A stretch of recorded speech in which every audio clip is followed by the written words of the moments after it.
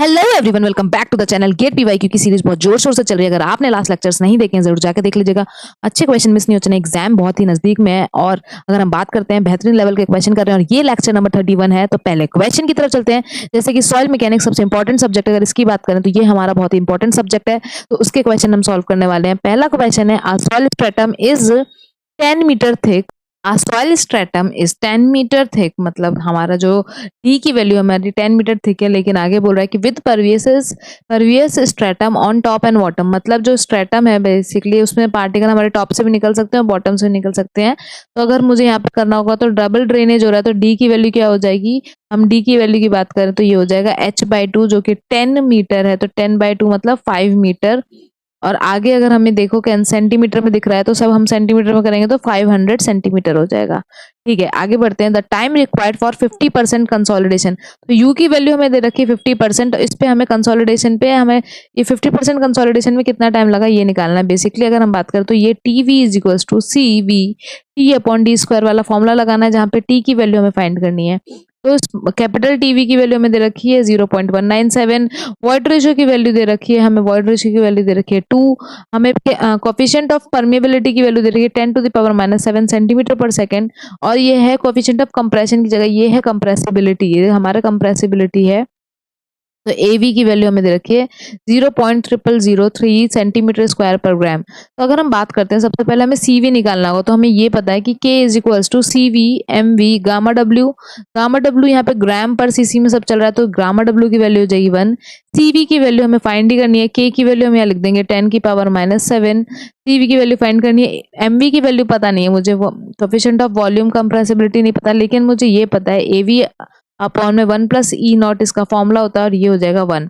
तो AV की value हमें पता है, AV की वैल्यू पुट करेंगे 0.0003 प्लस में क्या हो जाएगा हमारा 3 आ जाएगा, 1+2 हो जाएगा 3। और यहाँ चल रहा है हमारा 10⁻⁷। जब हम इसको मल्टीप्लाई करेंगे तो यहाँ से CV की वैल्यू आराम से निकल जाएगी। CV की वैल्यू जब हम सॉल्व करेंगे तो ये हमारा निकल के आएगा 10⁻³ सेंटीमीटर स्क्वायर पर सेकेंड। CV की वैल्यू मेरी निकल के आई 10⁻³ सेंटीमीटर स्क्वायर पर सेकेंड। तो मुझे TV पता है, TV मेरा हो जाएगा 0.197। CV की वैल्यू मुझे पता है अब 10⁻³ और मेरा स्मॉल t की वैल्यू मुझे फाइंड करनी है। और d स्क्वायर क्या हो जाएगा मेरा 500 का स्क्वायर, 500 का स्क्वायर। तो मैं यहाँ से क्या कर सकती हूँ, यहाँ से अगर मैं बात करूँ तो ये हो जाएगा 0.197 मल्टीप्लाई में 500 का स्क्वायर, मतलब 500 इंटू 500। और अपॉन में मेरा क्या आएगा, अपॉन में आएगा 10⁻⁻10, 10⁻³ इज इक्वल टू टाइम। यहाँ से ये मेरा टाइम निकल के आएगा। जब हम इसको लिखेंगे तो ये हमारा बेसिकली आएगा 49250 इंटू 10⁻3, 49250 इंटू 10⁻3, ये हमारी वैल्यू निकल के आएगी। ये हमारा सेकंड में आएगा, लेकिन हमको इसको किस में चाहिए, डेज में चाहिए। तो सेकंड से हमें डेज में कन्वर्ट करना पड़ेगा। तो हम इसको डिवाइड कर देंगे, हम इसे डिवाइड कर देंगे। तो हमको किस में चाहिए, हमें 1 डे में पता है कि 24 आवर्स होते हैं, 60 सेकंड्स होते हैं, 60 मिनट्स होते हैं। तो हम 24 से 60 मिनट से और 60 सेकंड से डिवाइड कर देंगे तो हमें डेज में आंसर मिल जाएगा। और अप्रोक्सीमेटली 570 डेज आपको वैल्यू देखने को मिलेगी। तो approximately 570 days will be the correct answer of this question. इसका मतलब C option will be the correct answer of this question. Next question की तरफ चलते हैं। अगले क्वेश्चन की बात करें, अगला क्वेश्चन हमारा क्या कह रहा है। अगला क्वेश्चन भी सॉइल मैकेनिक्स का है। तो क्वेश्चन कह रहा है, stratified soil deposit consist of 4 layers of equal thickness. तो थिकनेस की जो वैल्यू है वो इक्वल है, मतलब Z मान लेते हैं। The coefficient of permeability of second, third and fourth layer are 1/3, 1/2 and twice of the coefficient of top layer.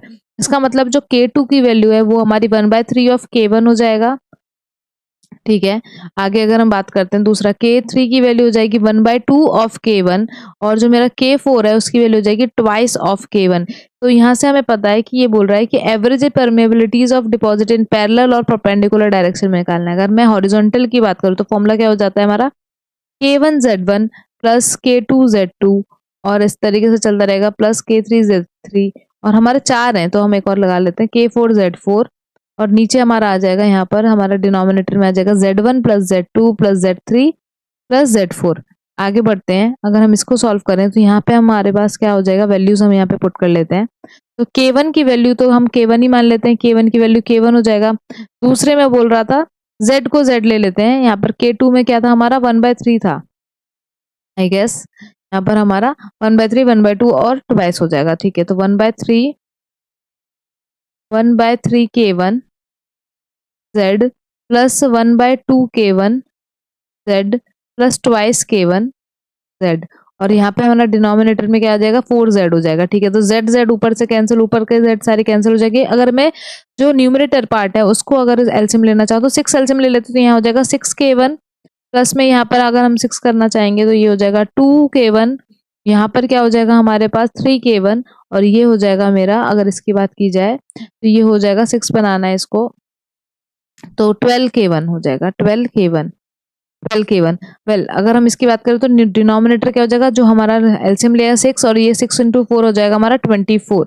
अब इसको जब ऐड करेंगे तो ये हो जाएगा हमारा 12 प्लस 6 होता है, 12 प्लस 6 होता है 18, 18 प्लस 2 20, 20 प्लस 3 हो जाएगा 23 K1, 23 K1 अपॉन 24। तो ये हॉरिजॉन्टल डायरेक्शन में मेरा परमेबिलिटी, एवरेज परमेबिलिटी निकल के आ गया। तो ऑप्शन में देखते हैं, ऑप्शन में हमारा जो हमारा पैरेलल डायरेक्शन में या हॉरिजॉन्टल डायरेक्शन में निकल गया है वो 23/4K। तो यहाँ से बेसिकली अगर बात करें तो ये वाला ऑप्शन कैंसिल, सी कैंसिल और डी कैंसिल। अब हमें यहाँ पर चेक करना पड़ेगा। और वर्टिकल की बात करते हैं, वर्टिकल का फॉर्मूला क्या हो जाएगा, वर्टिकल का फॉर्मूला होता है सिग्मा जेड अपॉन में क्या होता है K अपॉन जेड का समीशन। ठीक है, तो हम यहाँ करते K अपॉन जेड लिखा है, जेड अपॉन K का समीशन, तो जेड अपॉन K का समीशन होता है। ठीक है, तो हम आगे बढ़ते हैं, अब इसको भी सॉल्व कर लेते हैं। तो इसको सॉल्व करेंगे तो सबसे पहले हमारा क्या आएगा वर्टिकल में, वर्टिकल की अगर बात करें तो यहाँ पर ऊपर तो हमारा 4Z हो जाएगा, 4 बार Z प्लस करना तो 4Z हो जाएगा, फिर एक होगा हमारा Z अपॉन K। अब हमारा दूसरा क्या है, अगर इसकी बात की जाए तो वो बोल रहा है, पहली बोल रहा है कि जो पहला K1 है वो, अगर हम K2 की बात करें, K2 ने क्या बोला था, K2 ने बोला कि मैं 1/3 हूँ K1 का। ठीक है, तो अगर मैं K2 यहाँ पे लिखना चाहूँ तो Z अपॉन में क्या हो जाएगा 1/3, तो ये 3 ऊपर चला जाएगा, तो 3 ऊपर चला जाएगा, नीचे भी हमारा K1 आ जाएगा। फिर हमारा यहाँ पे 2 चला जाएगा, 2Z अपॉन में K1 आ जाएगा, और यहाँ पर हमारा आएगा Z अपॉन 2K1। इसको सॉल्व करेंगे तो एलसीएम क्या ले लेते हैं, हम 2 ले लेते हैं पूरी इक्वेशन में। यहाँ डिनोमिनेटर ये जो नीचे वाला इक्वेशन है इसके में हम 2 का मल्टीप्लाई कर देंगे, तो ये हो जाएगा हमारा 2Z प्लस में क्या हो जाएगा 6Z प्लस के क्या हो जाएगा हमारा यहाँ पर 4Z, और ये हो जाएगा हमारा Z। और ये पूरा जो है न्यूमरेटर वाला जो हमारा पार्ट है, अगर इसकी बात करें, हमने 2Z, हमारा जो डिनोमिनेटर वाला पार्ट है वहां पर हमारा 2K1 जो एलसीएम लिया है हमने, तभी तो ऊपर पूरी इक्वेशन में 2 से मल्टीप्लाई किया है, ये 4Z होगा। अब हम अगर बात करें तो Z से Z कैंसिल हो जाएगा, और ये वाला 2K1 ऊपर चला जाएगा, तो ये हो जाएगा 8K1 अपॉन में कितना आएगा हमारा यहाँ पर 2 प्लस 6 8, 8 प्लस 4 हो जाएगा 12, 12 प्लस 1 3 13, तो ये हो जाएगा 13K1। तो हमारा वर्टिकली कितना आया 8/13, 8/13K या फिर K1 जो भी हमारा ऑप्शन है। तो अब हम इसकी बात करें तो A option will be the correct answer of this question. जो हमारा हॉरिजॉन्टल निकल के आया था, हॉरिजॉन्टल था हमारा 23/24, और ये हमारा निकल के आया 8/13। तो दोनों ही क्वेश्चन बहुत ही अच्छे क्वेश्चन थे। अब नेक्स्ट क्वेश्चन की तरफ चलते हैं। नेक्स्ट क्वेश्चन की तरफ चलते हैं। नेक्स्ट क्वेश्चन बहुत अच्छा क्वेश्चन है। तो क्वेश्चन कह रहा है 30 सेंटीमीटर स्क्वायर बियरिंग प्लेट, तो हमारी जो प्लेट की जो साइज है वो है हमारी 30 सेंटीमीटर स्क्वायर है। वो सेटल कर रही है, it settles by 8 mm, 8 mm से वो सेटल करती है in the plate load test में ऑन कोहेजन लेस सॉइल। तो इंपॉर्टेंट है, सॉइल हमारी कौन सी है, कोहेजन लेस सॉइल है। When intensity of loading is 180 kilonewton per meter square, the settlement of the shallow foundation, अब फाउंडेशन की सेटलमेंट पूछ रहे हैं जब सेम इंटेंसिटी ऑफ लोडिंग लग रही हो, और जो हमारे स्क्वायर है, जो फाउंडेशन की साइड्स हमें गिवन है 1.6 मीटर स्क्वायर साइड हमारी फाउंडेशन की है। अगर हम बात करते हैं तो यहाँ पर हमारा फॉर्मूला क्या लगेगा, जो हमारा फाउंडेशन की फुटिंग है, जो सेटलमेंट है, जो हमारा फाउंडेशन का सेटलमेंट है वो किसके इक्वल हो जाएगा, जो हमारा प्लेट है अपॉन में क्या आ जाता है यहाँ पर बीपी, इसको बीपी लिखेंगे, और यहाँ पर हमारा क्या आ जाएगा बीएफ आ जाएगा, या फिर हम अगर यहाँ पर एसपी लिख रहे हैं तो बी एफ यहाँ पर हमारा जाएगा बी एफ, फिर हमारा आएगा बीपी, और यहाँ ब्रैकेट में आएगा हमारा बीपी प्लस 0.3, और यहाँ पर हमारा आना चाहिए बी एफ प्लस 0.3, और फिर ये पूरी पे इक्वेशन पे आता है स्क्वायर। अगर हम बात करें तो यहाँ पर हमें मीटर में सब वैल्यू लिखनी होती है, मीटर में सारी वैल्यू लिखनी होती है। तो एसपी की बात करें, एसपी की बात करें तो ये हमें कितना दे रखा है, सेटलमेंट हमें कितना दे रखा है, यहाँ पर दे रखा है 8 mm, 8 mm दे रखा है, क्योंकि अब ये इसको mm में लिखा है तो यहाँ से हमारी वैल्यू, और ये जो पूरे ब्रैकेट में पुट करेंगे ये हमारी किसमें आएगी, ये हम इसे मीटर में पुट करेंगे। ठीक है, तो बी एफ की वैल्यू हमें, जो हमारी विड्थ है प्रोटीन की वो कितनी दे रखी है 1.6 दे रखी है, बीपी की वैल्यू हमें कितनी दे रखी है 30 दे रखी है, तो इसको चेंज कर लेंगे तो ये हो जाएगा 0.3 प्लस 0.3 और नीचे आ जाएगा हमारा यहाँ पर आएगा 0.3 और ब्रैकेट में आएगा 1.6 प्लस 0.3 का होल स्क्वायर, यहाँ पर आ जाएगा होल स्क्वायर।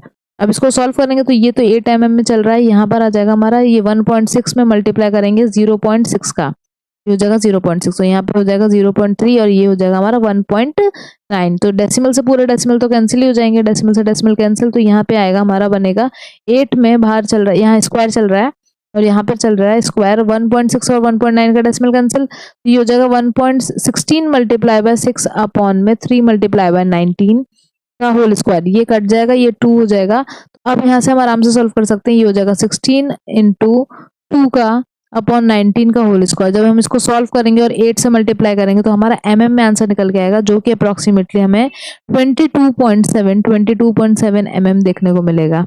जब आप इसको सॉल्व करोगे, ये फॉर्मूला इंपॉर्टेंट है, जब सॉल्व करेंगे तो यहाँ से जो हमारी वैल्यू निकल के आएगी, जो हमारा सेटलमेंट है फाउंडेशन सैलो फाउंडेशन का हमें देखने को मिलेगा, वो है 22.7 mm।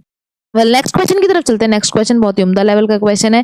यहाँ पे एक तरफ हमारे सॉइल दे रखे हैं और एक तरफ हमें सोर्सेज दे रखे हैं। तो अगर हम बात करते हैं यहाँ पर, तो जो लेटराइट सॉइल, अगर लेटराइट सॉइल की बात की जाए तो एक तरफ laterite soil, talus soil, bentonite soil और माल सॉइल दे रखा है।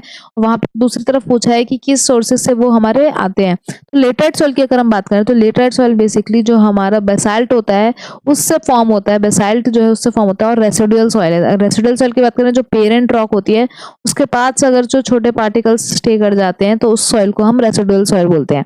तो लेटराइट सॉइल का क्या आंसर हो जाएगा कि residual soil formed from basalt, तो ए का 2 हो जाएगा। टेलस की बात करते हैं तो ग्रेविटेशनल, ये क्या है ट्रांसपोर्टेड सॉइल है हमारी। यहाँ पे क्या होता है, जब ग्रेविटेशनल फोर्स के, ग्रेविटी की वजह से जब हिली एरिया से सॉइल ट्रांसपोर्ट हो जाती है उस सॉइल को हम टेलस सॉइल बोलते हैं। तो बी का हो जाएगा हमारा 1, बी की बात करते हैं 1 हो जाएगा। अगर बेंटोनाइट की बात करते हैं तो बेंटोनाइट हमारा वोल्केनिक ऐश जो होता है उसकी केमिकल वेदरिंग के वजह से, एक फिजिकल वेदरिंग होती है और एक केमिकल वेदरिंग होती है।